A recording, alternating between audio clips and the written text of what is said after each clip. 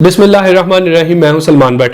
पाकिस्तान में विफाकी निज़ाम जमहूरियत होना चाहिए या पार्लिमानी, ये बहस पिछले 70 सालों से पाकिस्तान में चलती आ रही है और कल फिर इमरान खान साहब के एक बयान से इस पर बहस दोबारा खड़ी होना शुरू हो गई है कि पाकिस्तान का जो मौजूदा निज़ाम है, क्या ये पाकिस्तान को कभी तरक्की याफ्ता ममालिक की लिस्ट में शामिल करने के काबिल है भी या नहीं। क्या हमारी सियासत जमातें ही करप्ट हैं या फिर हमारा सियासी जो जमहूरी निज़ाम इस वक्त पाकिस्तान में राइज है वो करप्ट है। इसके चंद चीदा चीदा निकात हैं, अगर उनको आप समझ लें तो आपको इस तमाम बहस का आपकी जहन में खाका बन जाएगा और आप भी ये बताने के काबिल हो जाएंगे कि बुनियादी तौर पे पाकिस्तान जैसे मुल्क में कौन सा निज़ाम होना चाहिए। सबसे पहले बात शुरू करते हैं इमरान खान के बयान से। इमरान खान ने कहा कि पाकिस्तान में जो 5 साल बाद गवर्नमेंट चेंज होने वाला चक्कर है ना, ये बेसिकली तमाम खराबियों की जड़ है। उन्होंने मिसाल दी चीन की कि किस तरह चीन को अगले 10 से 15 साल की प्लानिंग और मनसूबाबंदी उन्होंने की हुई है। चूंकि गवर्नमेंट को किसी किस्म की टेंशन नहीं है कि गवर्नमेंट को हटा दिया जाएगा या 5 साल बाद इलेक्शन होंगे तो नई गवर्नमेंट आ जाएगी। इमरान खान के बकौल हमारे मुल्क में हमारी गवर्नमेंट्स को जब यह टेंशन होती है कि उन्होंने 5 साल बाद एक नए इलेक्शन में जाना है और नया इलेक्शन जीतना है, तो वो ऐसे शॉर्ट टर्म और महंगे मंसूबे बनाते हैं कि जिससे कौम को अल्टीमेटली नुकसान होता है। जैसा कि मिसाल ले लें आप बिजली के मंसूबों की, 2008 से लेकर 2018 तक पाकिस्तान में बेतहाशा बिजली के मंसूबे लगाए गए, जिनको हम पावर प्लांट्स कह लें या कोयले से बिजली, जो वो मंसूबे लगाए गए जो जल्दी रिजल्ट दे सकें। दूसरी जानिब पाकिस्तान जैसे मुल्क में जो बिजली के मंसूबों की जरूरत है वो हाइड्रो प्रोजेक्ट्स की जरूरत है कि जहां पे डैम्स के जरिए, पानी के जरिए बिजली बनाई जाए।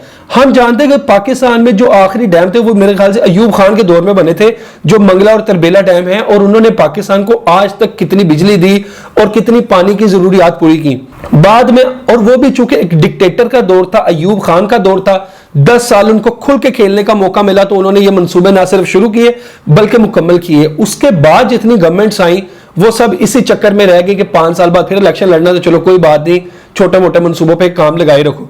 लेकिन पाकिस्तान का कितना लॉन्ग टर्म में नुकसान हुआ उसको आप इस तरह देखें कि आज हम अपनी सनत जो है, हमारी इंडस्ट्री है, उसको इंडिया और बांग्लादेश के मुकाबले में नहायत महंगी बिजली देते हैं।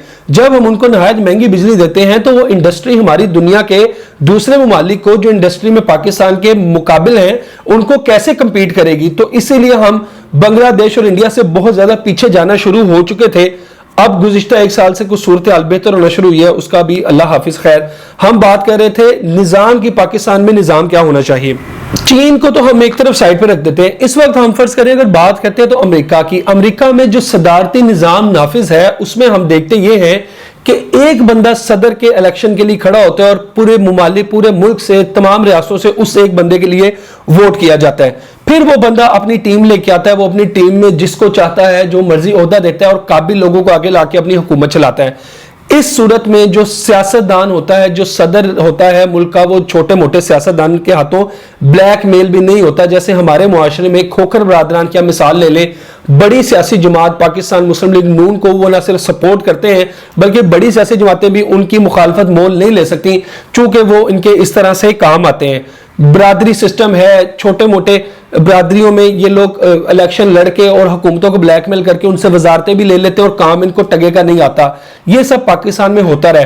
अब अमेरिका का जो मॉडल है उसमें देखने की बात यह है कि इस बार ट्रंप तो बेशक 4 साल बाद चलेगी, लेकिन अमेरिका के ज्यादातर सदूर को 8 साल हुकूमत करने का मौका मिलता है।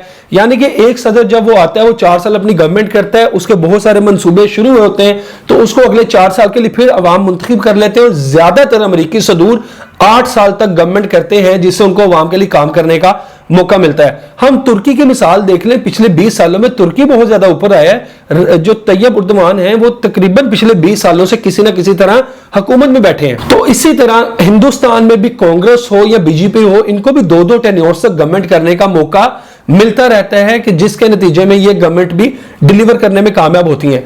अब पाकिस्तान का मसला ये है कि पाकिस्तान की आबादी इतनी ज्यादा, शऊर ना होने के बराबर, तालीम और जहालत हमारे यहाँ के अल्लाह ही हाफिज, लेकिन निज़ाम हम लोग चाहते हैं डेनमार्क वाला, जर्मनी वाला, बरतानिया वाला, छोटे छोटे यूरोप के मुमालिक वाला के जहां पे 80-80 लाख भी लोग नहीं है तो उनके तो मसाइल ही कोई और नहीं और वसाइल उनके पास इतने ज्यादा। तो हमें डंडे वाला निज़ाम चाहिए जिस तरह चीन में चल रही है, जिस तरह अमेरिका में सदारती निज़ाम। पाकिस्तान का ये पार्लिमानी विफाकी निज़ाम ایک مکمل فیلئر ہے. اور اگر آپ اس کے بارے میں بات کریں تو کچھ لوگ یقیناً آپ کے خلاف ضرور ہو جاتے ہیں, لیکن پاکستانی عوام بھی اس بات کو جانتے ہیں. پاکستان کی عوام سے بھی اگر آپ پوچھیں تو وہ یہی کہتے ہیں کہ یار صدارتی نظام یہاں پہ ہونا چاہیے, لیکن چونکہ چند ارباب اختیار ان کا فائدہ وفاقی نظام جمہوریت میں ہے, تو وہ پارلیمان کے چکر میں, اپنے 5 سال کے چکر میں عوام کو پیچھے پتھر کے زمانے میں دھکیلنے کا سلسلہ جاری ہے. اس بحث کو ضرور شروع ہونا چاہیے کہ پاکستان میں وفاقی پارلیمانی نظام ہونا چاہیے یا صدارتی نظام ہونا چاہیے. تو امید کرتا ہوں کہ اس سینیریو میں بھی اس صورتحال کی آپ کو سمجھ آئی ہوگی. مجھے اس ولاگ کے ساتھ اجازت دیجیے. اللہ حافظ.